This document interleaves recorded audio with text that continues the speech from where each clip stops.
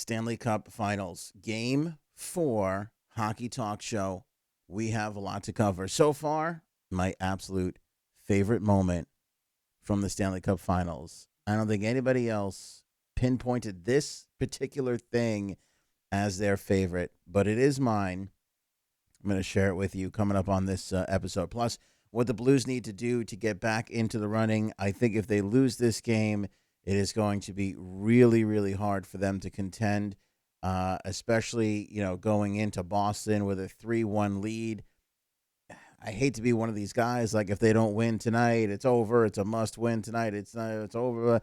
Hate to be one of those guys, but it might be actually true in this scenario. So we'll go over what Boston, what the St. Louis Blues need to do to get back into this series tonight. And of course, as we've seen here in the last couple of years, trade rumors are as crazy as ever during the Stanley Cup Finals.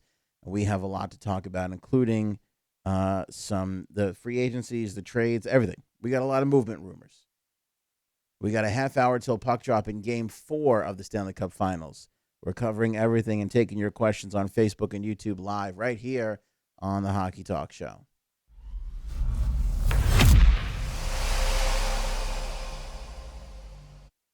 All right, Facebook and YouTube, if you're watching, thumbs up on the video right away. Shoot me those questions, and we'll try and answer as many things as we can. We are going to be out in a half hour. This is a half-hour episode. If you're listening on the podcast, remember to rate and review. Remember to listen on Apple Podcast and rate us big time over there. And if you want, check out the Anchor app. We like that app a lot. You can now leave us messages on the Anchor app, which is really cool, and we can play them on the air so we can do some really more in-depth questions there. Download the Anchor app. They're phenomenal. They produce our podcast. And as I always say, listen to the podcast. Even if you're watching the show live, listen to the podcast. That's how we get all the revenue. Seeing big thumbs up on the Facebook page. Thank you guys for that. Let's try and mirror that over on the YouTube site. All right, Bruins, Boston, Game 4. Here's some thoughts on the series so far. First of all, phenomenal Stanley Cup final, right? Phenomenal. I mean, these games have been really, really fun to watch. Even with a 7-2 blowout, even though there was an empty netter in there, this has been fun, man. The hits, the goals, everything has been super exciting. I mean, I just did like a quick Google search because I always like to have some images to throw up on screen. And this was the Braden Shen missed hit on Pasternak. And it looked like Shen actually got the worst of it. Look at Shen. Skates up over the head there. Head over heels, literally, as Pasternak was battling. I mean, how great is this still moment? And then, of course, I mean, we would be remiss to not mention the Krug hit. How great has Torrey Krug been for the Boston Bruins so far this series? He has been a lightning rod for the black and gold. He's just been phenomenal. That hit in Game 2 was stellar. Put up a ton of points in Game 3. He is definitely something to contend with for St. Louis. He is one of the guys, along with McAvoy. The defense for the Bruins have been so great. They're moving the puck up the ice so quickly. They're maintaining pressure in the offensive zone. They have been a little too much to deal with for the St. Louis Blues.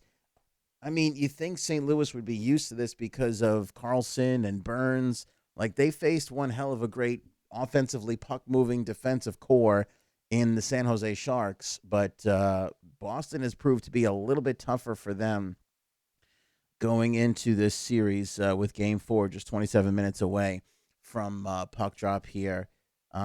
Excited about the Stanley Cup Finals. So what do the Blues need to do to bounce back? Look, a lot of people are going to say a lot of things. We can throw a ton of cliches around, right? Pucks on net, cycling, all this garbage. To me, the St. Louis Blues are literally at their best when they are hitting the bejesus out of the opposition. They shied away from that a little bit in Game 3. I think they had a little too much to deal with their first home game. You know, a lot of people talk about ticket requests and pressure. Look, I have actually seen that firsthand when I used to work for the New York Islanders. We had a playoff game. I forget which playoff series it was, to be honest with you. I just remember the ticket rep for the team who was in charge of getting tickets for the players. I just remember one room in the back office where it actually wasn't even one person, it was like three people. They literally just had tickets spread all over the floor. They had tickets spread all over the floor with post-it notes and names. Like, that's how insane the ticket requests get. So, you're dealing with that. I'm a father of two. A lot of these players have young kids, so they're dealing with, I mean, there's a lot of distractions when you go home for a series. That's why some coaches and general managers are psychopath enough to go, hey, home games, we're going into a hotel. We're sequestering the team from their family and we're going into a hotel. Some GMs do that, and for a very good reason. So I think St. Louis had a lot to deal with, the excitement of their, first home Stanley Cup game. A lot of these last time they were there was 49 years ago. So a lot of these players, a lot of these fans are seeing this really for the first time. The excitement and everything. I think it got the best of them. I really think it got the best of them. I think that was part of it, and I think that Binnington, who's been lights out all playoffs long, second half of the season long, struggled. I also kind of noticed this, and I'm curious to get your opinions on this. YouTube, Facebook, throw it in the comments. Let me know what you think. It's a little bit of an unfair assessment because there was a lot of deflections. There was a lot of deflected goals in game 3, but it felt to me like Boston was putting everything on Binnington super low. Everything felt low. The Bergeron goal was, I think the first goal was low. Krug shot one that was tipped by somebody in front, but that was super low. It felt like every puck the Bruins put on net was low, low, low, low. And their forwards were in front of the net. They were jamming things up. Again, go back to a previous hockey talk show when I talked about the Bruins Maple Leafs series. Why I gave it to the Bruins last year in the playoffs, why I gave it to the Bruins this year in the playoffs is their forwards love to jam up the front of the net, and they can adjust on it too. They love to be in the paint, on top of the paint, and if it's not working there, they come out 4, 5, 6, 7, 8, 9, 10 feet into the slot. They know how to make those adjustments. They're great tipping the puck in front of the net, and they cause confusion in front of the net. So unless you have a really, really good defense, you're not going to survive 7 games against the Boston Bruins, which is why it was easy to pick the Bruins over the Maple Leafs the last 2 postseasons in a row. Super easy to do those picks. Toronto doesn't have the defense to hang with the Bruins offense, especially when they jam the front of the net, especially when you got Akari and Corrali and all these guys playing so good in the bottom 6. So I saw a lot of that in game 3. I saw a lot of tips and deflections, but again, it seemed like the shots from the point from Krug and McAvoy and all the guys, they seem to be really, really low. Matt agrees. He writes, agreed. Looks like the Bees have seen a weakness. I think so too. I picked up on it. I mean, not that they didn't shoot up high on him, but it felt like a lot of their shots were going low. Felt like a lot of shots were going low. Maybe they finally cracked Jordan Binnington here. Who knows? There's not a ton of scouting reports on him. It takes teams 20, 30 games to really catch up on people. When you're in a season and you're advanced scouting teams, you get a couple of days and then you're moving right along. There's two games. Sometimes you're back to back. You don't get a ton of time to prepare for teams. You can see trends and you can study things. In the playoffs, you get a little bit more time. In the Stanley Cup Final, your entire focus is on one team, so it's a little easier. It's entirely possible that they found a weakness in Binnington all the way. Here's where I like St. Louis for tonight. Jordan Binnington, 6-2, with a 1.84 goals against average, 9.35 save percentage in the 8 games following a loss in the playoffs. The guy there's almost nothing up there. There's almost nothing up there. There's nothing in here too. There's no emotion. He doesn't let it hang on him. It doesn't weigh on his conscience. Oh no, I blew it. I lost the game. I got pulled in the second period. None of that. Binnington can rebound. So the Bruins better be ready because I think the Blues are going to be ready tonight. In fact, I'm picking them to win this and make the series even heading back to Boston. It puts home ice obviously back in Boston's favor. But I think this will be a best of three series going into tomorrow because I think that with Binnington bouncing back, and we saw this too, where game one, St. Louis kind of laid an egg here. Boston was very dominant. They got their legs under them really, really at the end of that game. Game two was a much better game for St. Louis when they got that win. They were able to bounce back from the game one loss. Coming here to St. Louis again, ticket requests, family, the excitement of being home in the city, kind of all that garbage. Binnington a little bit off. Things start to pile up and fall in dominoes in a row, and they lose. I think now that's over. The goosebumps of playing in front of your home team, that's over. I think they'll get back to their hitting ways, and they have got to get back to their hitting ways. This team has got to hit. They have got to make the Bruins hurt all the way. By the way, Grizzlick out for tonight, right? He's not coming back in, and Sundqvist is back in for the Bruins. So that's good news for the boys in blue. But again, this was a big, big fat miss. If you're watching and you're seeing Schenn with his skates up in the air, this was a big fat miss. It was a smidge on the embarrassing side, but you know what? That's what I want to see. If you're a Blues fan, that's what you want to see for tonight. Guys just totally and utterly going for it all the way. Trying to look at just the momentum of that hit. If you go and you actually watch it, the momentum of that hit. Schenn, who's not he's a good third line, second line, third line centerman, not really known for his physicality, but he could do it. He could mix it up. He could be there. He looks like he's trying to take Pasternak's head off. He looks like he's trying to put him in the hospital. That's what the Blues need to do. That's what they've been good at all year long. They suffocated San Jose that way. They hit the crap out of San Jose. San Jose had a lot of injuries and a lot of banged up players, and that alone, well, that and plus Binnington's play, is the reason why the Blues were able to advance to the Stanley Cup Final. They have got to get back to that. First 5 minutes of the game are important from a sense of, are you hitting? Are you playing your game? Are you giving the Boston defense a hard time getting up the ice? Emily, they had a decent amount of bite toward the end of the game. If they can carry that from game 3, they have a shot. Excellent point, Emily. Echoing sort of what I was saying, but didn't really get to the point of what you just made there a second ago. In game 1, St. Louis finally got their skates under them. They finally were playing their game towards the middle to the end of the third period. Same thing from last night, or last game, I should say.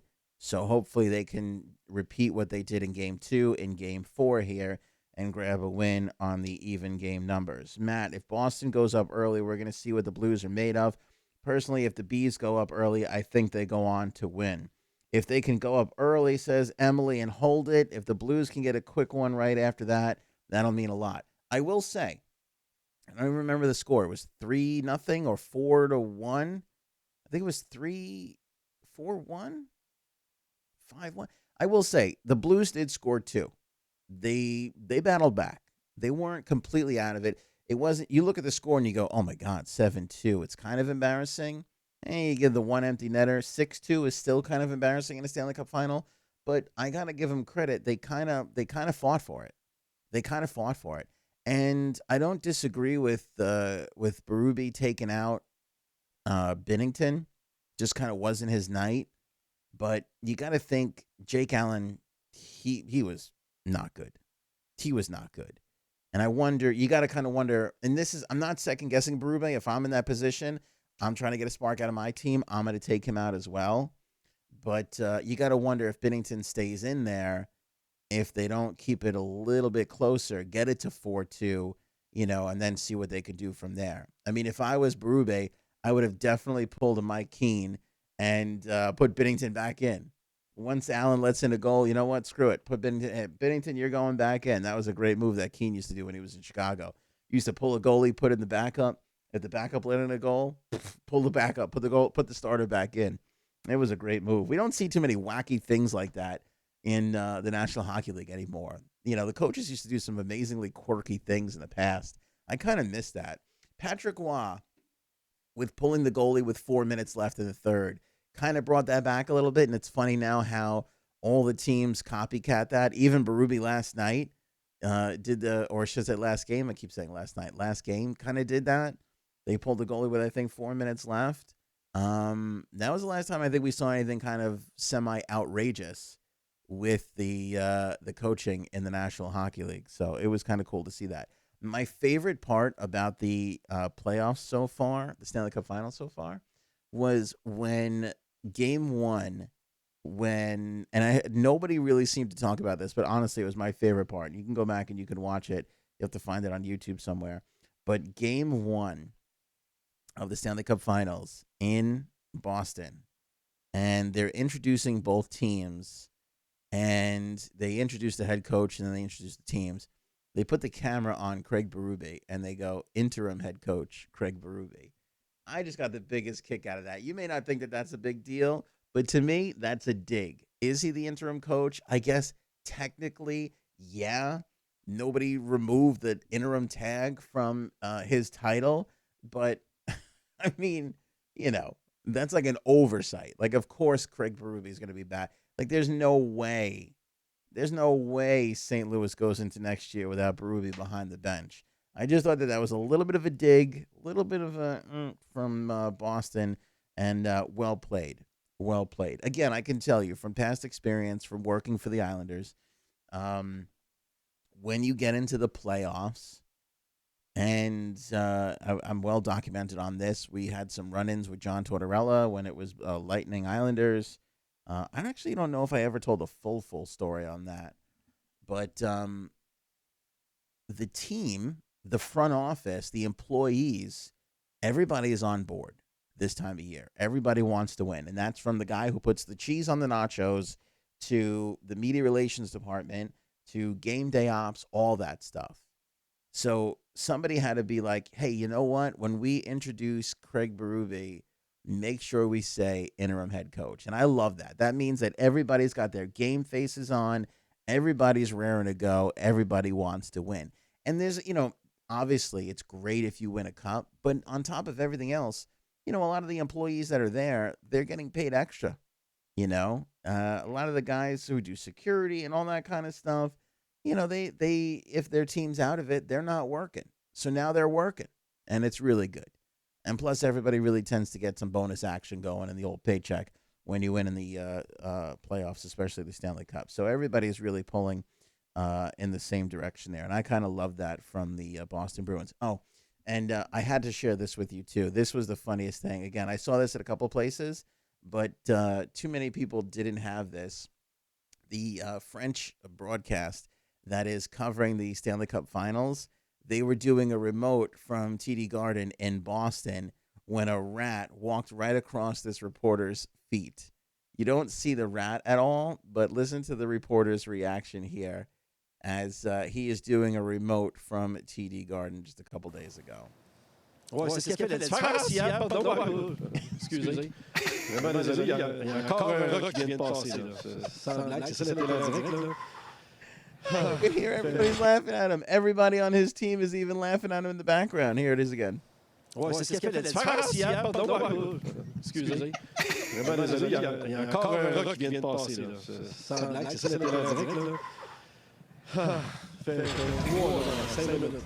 Come on, my man. You got to be better than that. I know the French Canadians tend to be wonderful, lovely, proper people, but you gotta be able to hold your cool when a rat comes walking across your feet there. It ain't that big of a deal, man. You could tell that guy's never been on a New York City subway. I mean, geez.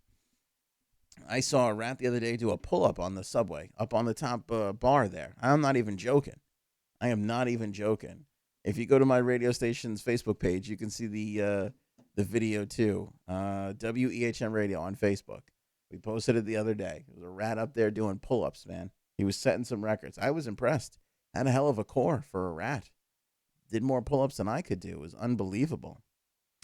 Russian Rocket on YouTube. I'm not saying I'm rooting for the Blues, but I don't want the Bruins to win because they did some cheap crap to the Carolina Hurricanes. Always going to have some sour people on the eastern side.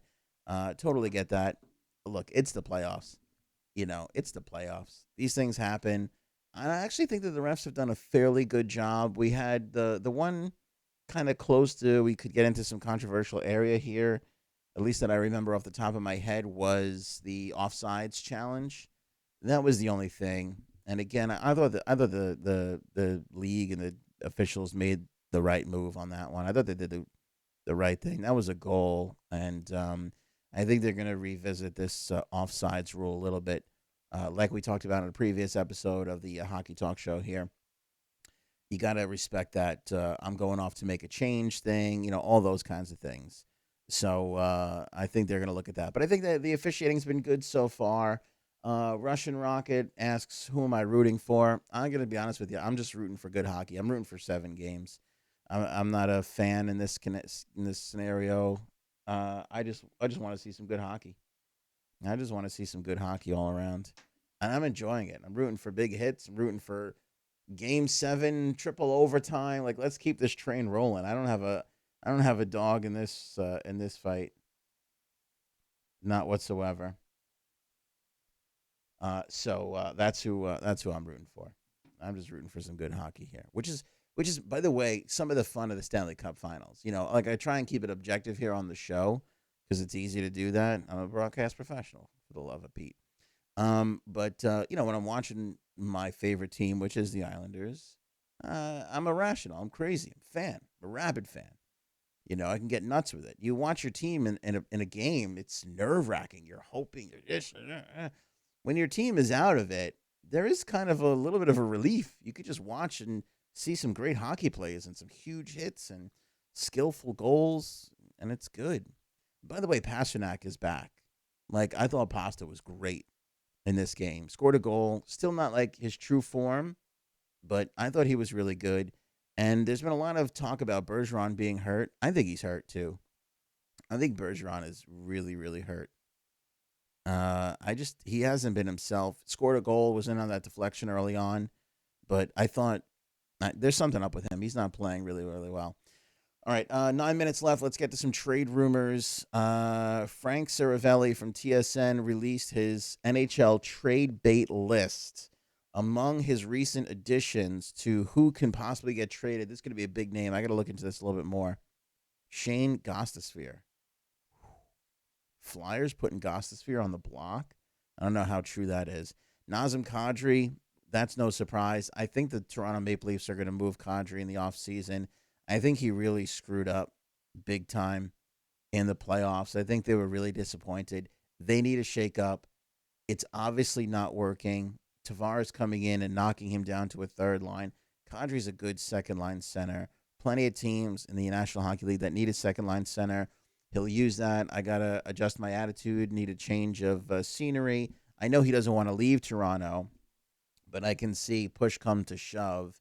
If the Leafs are going to get a defenseman, I could see them going in the young, inexpensive, maybe under an entry-level contract deal to a team that has some spare defensemen to move around, and they send Kadri the other way. It just kind of makes sense to me if they can make that work. He added Mitch Marner to the list, which is really interesting. We'll talk more about that. And Adam Henrique from the Ducks. I don't even know if anybody really cares about that. Also, James Reimer, Jack Johnson has already been on that list. Louis Eriksson, Mike Hoffman, Artem Anisimov, and Victor Rask, all who we knew were going to be traded. It's kind of amazing to me how much the trade market has cooled a little bit on Phil Kessel. We're not really hearing much on Phil Kessel anymore. I don't know if he'll be moved. We talked about this in the past, about how much control he has over the situation since he has the no move clause, and there's a list of only 8 teams. But as we went over in the past, if the Flyers are on that team, he's not being traded to the Flyers. The Maple Leafs are probably on that list. He's not being traded to the Maple Leafs. Real Jack Johnson is trash. No one wants that guy. I don't think he's trash, but I definitely agree with the no one wants that guy part of it. I can see that. Russian Rocket, I don't want Justin Williams to retire just yet. I don't want him to retire either. I think he's got another year of good hockey in him, and I could see him going to a team and really contributing. The problem is you got to put up with Justin Williams from October to February, and that could be after that, my man turns it on. But I've always loved Justin Williams. I think he's one of the best playoff performers. I always always wanted my teams that I root for him to be on those teams. He's just phenomenal to watch. So it'll be interesting to see what happens with Pittsburgh. I do think that um, the front office of Pittsburgh is too good to not get Phil to move his no trade. I think they'll eventually get there. I think it might take a while. Same situation with Jason Zucker, which is so interesting because they're both in the same situation. It sucks to go into work every day and have your employer not want you there, and it be not only do you know that they don't want you there, but everybody knows that they don't want you there. That's tough. That is tough. I could see those guys being swapped for each other. I was asked about Patrick Laine and the trade rumors. Been hearing a lot of stuff. I don't know. The latest, though, that I hear, and this comes from Saravelli's list too, is that Trouba is going to be the one on the way out. That Jacob Trouba will be the one to go. I thought between Connor and Laine that probably Laine would go, especially since he's kind of been on the outs a little bit in Winnipeg, depending on who you ask. And it's so hard to get good defensemen and to try and keep Jacob Trouba. But now the talk is that Trouba is going. I also don't really know if this is just like the Toronto media kind of trying to sway things to get Winnipeg to trade with Toronto. I don't think they would send Trouba to Toronto, but I've seen the Toronto media do more insane things. And it's all possible, by the way. But Toronto has much bigger fish to fry. And again, we are really going to delve into this when we get into the RFAs once the Stanley Cup Finals is over on Mitch Marner. And this goes for Mitch Marner. This goes for Erik Karlsson. This goes for Jeff Skinner, who 2 days ago, everybody's like, Jeff Skinner is about to put his name on a contract with the Buffalo Sabres. Jeff Skinner is going to make $9 million. Jeff Skinner could sign tomorrow. I'm not saying he can't, but if I'm in Jeff Skinner's camp, I'm like, it's June 3rd. You're 26 days away from being in the listening period. Go to the listening period. It doesn't make sense for anybody, and John Tavares illustrated this to perfection. It doesn't make sense for anybody to make it this far and not wait 3 more weeks and see what else is out there. It doesn't make sense. Unless you are super happy, unless you are in the best possible place that you could be, loving the ownership, loving your home, loving your neighbors, your teammates, unless it is euphoria, which it could be for Jeff Skinner, there is absolutely no reason to sign your name on a dotted line on June 5th, June 7th. There's no reason.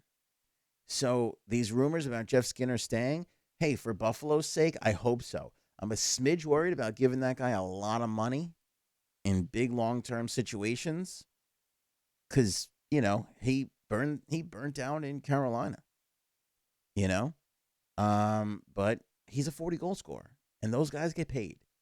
And the same goes for Mitch Marner. Why the hell would I sign an extension and everybody's going to tell you hometown and discount and this and that?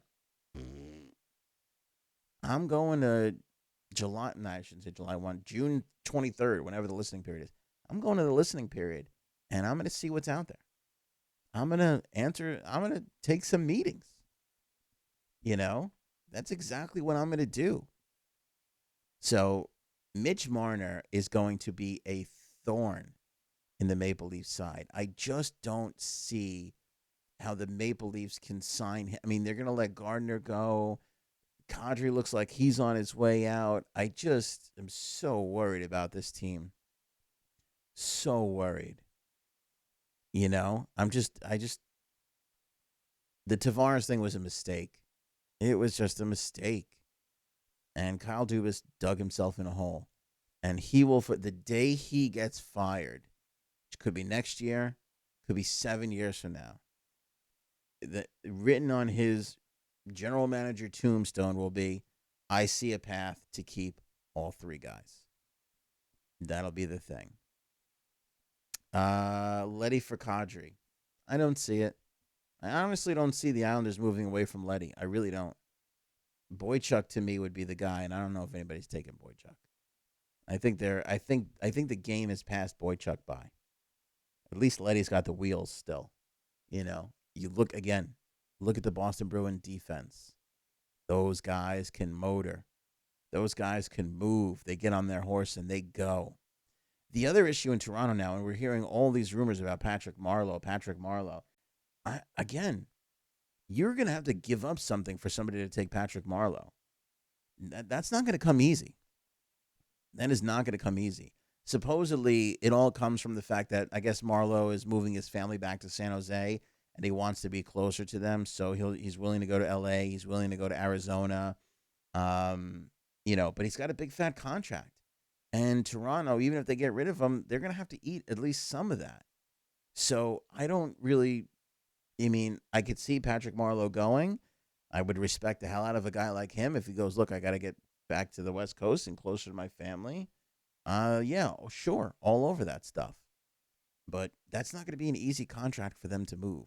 They're going to have to give up something to go along with that.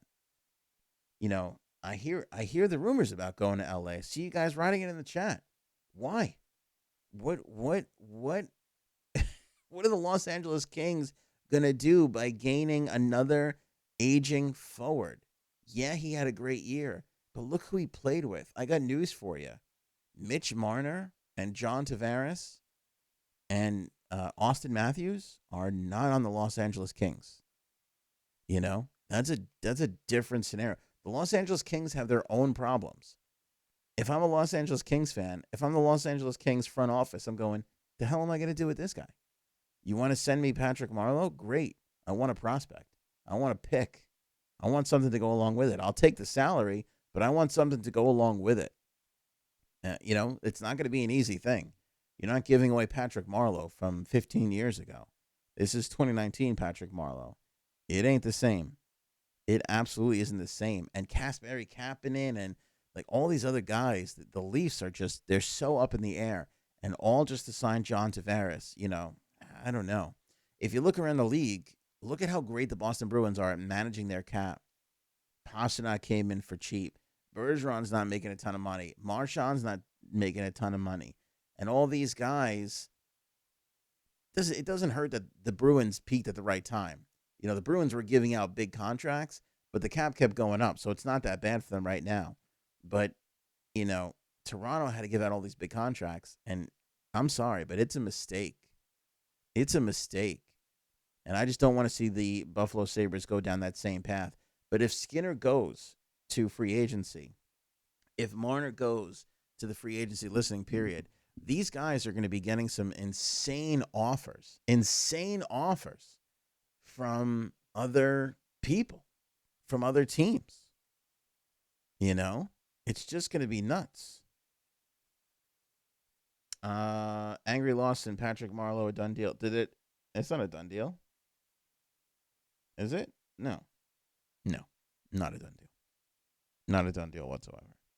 Again, it's not like Marleau can't help, but you have the advantage. Same thing like we talked about with the Kessel trade. If I know that Pittsburgh is weakened and they're desperate to get rid of this guy, I can ask for a little bit more. I have the power in the situation. It's not that he doesn't want to be in Toronto. I think, I don't know. Actually, I don't know. The only thing, because when I first heard the rumor, I go, that doesn't make any sense. That's stupid. We all knew this last year was going to be a problem for Marleau and the Leafs. We knew it when they gave it to him. When he signed that deal, everybody said, this is going to be great for 2 years. The last year, it's going to be miserable. Maybe that's it. Maybe he's feeling the pressure. Maybe there's family issues where his kids just want to go back to the West Coast. I don't know. I don't know what it is. It never made sense to me until I heard, no. It's his family. His family wants to get back there, and he wants to get back as close as he could possibly be to them. If you got family in San Jose, it's a lot easier to catch a flight from San Jose to Arizona. It's even better to go from L.A. to San Jose than it is to, do that from the East Coast. I'm surprised he's not trying to circle back to the Sharks. Again, I don't know if they have room for him. I don't know if the Sharks have room for Joe Thornton. But I feel like that didn't really end well between Marleau and the Sharks. But we'll wait and see. Here's what I do know. We are throwing around some insane names. And there are times where being involved in this game, I hear rumors and I go, that's just people trying to get clicks. This year, I mean, we're going to see some movement. And we got movement from big names, Truba, you know, Marner, Carlson. I mean, we got some big names that are going to be on the moves, which means we got a lot of exciting hockey talk shows to come. Make sure you guys hit the thumbs up on this video, Facebook and YouTube. Follow us on our website, hockeytalkshow.com. We are everywhere. Podcast available on every single network, Spotify, Apple Podcasts, Google Podcasts, Stitcher, TuneIn, everywhere you can get a podcast. As soon as we do the show live, we usually take an hour or so, and then the show gets uploaded to the podcast. So make sure you spread the word around. Tell your friends on Twitter, Facebook. Next time you're in the beer league game, 2 o'clock in the morning, when you're getting dressed, sweating, beer league style, lean over to the guy next to you. Be like, have you checked out this Hockey Talk Show yet? It's amazing. HockeyTalkShow.com. Thanks, everybody, so much. Give me the Blues tonight. 4-3 winners. No overtime, but I think they take it 4-3 late in the third. Give me the Blues going back to Boston, tied at 2 games apiece.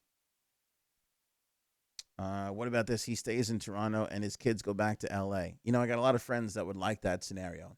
Got a lot of friends that would like to put the entire country in between them and their kids, but I don't think Patrick Marleau is that kind of guy. Hockey money. Would you want to take $2 million less to do the same job? I wouldn't. I wouldn't at all. And that's the thing with Mitch Marner. And we've talked about this before in the past. Not only do you have to worry about yourself, but agents come in there and they go, look, Mitch, you're going to do really well here. Could you leave $2 million on the table? You can.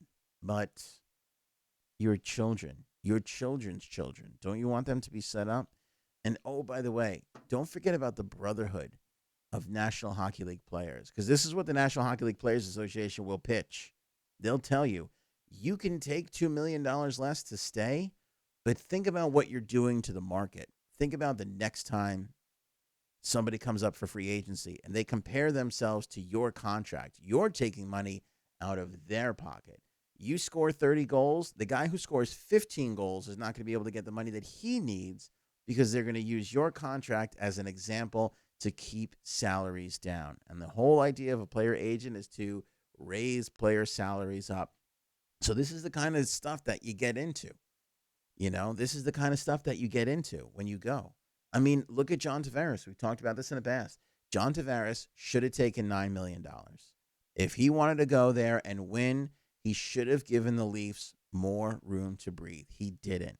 He listened to agents. Now, he took a haircut. He probably could have gotten $12.5 million. Some people said the Islanders offered him $13.5 million. Some people say San Jose offered him $13 million. So he clearly took a haircut, but he could have taken more probably. You know, and again, these guys, they have a 8, 14, some of them 20, but they have this little window. Some of them only get 2 contracts. So yeah, $8 million a year sounds like a lot, and it is. But if you're worried about your kids and your grandkids, and who knows, you got Aunt Thelma on the payroll. I don't know what some of these guys got going on. You do kind of have to score your money while you can. Can't wait for the UFA and RFA shows. They're honestly going to be some of the best. They are going to be some of the best. That week, the June 23rd week, that week of talking period between teams is going to be crazy. I actually don't think July 1st, the free agent July 1st show is going to be as exciting as all the shows prior to that. Great night of hockey. Puck's about to drop. My dinner is ready. I am out of here. I will see you guys on the next shift. Thank you so much. Don't forget to spread the word on the Hockey Talk Show. Check out our website. Follow us on Twitter, Facebook, and Instagram at Hockey Talk Show. Have a great night.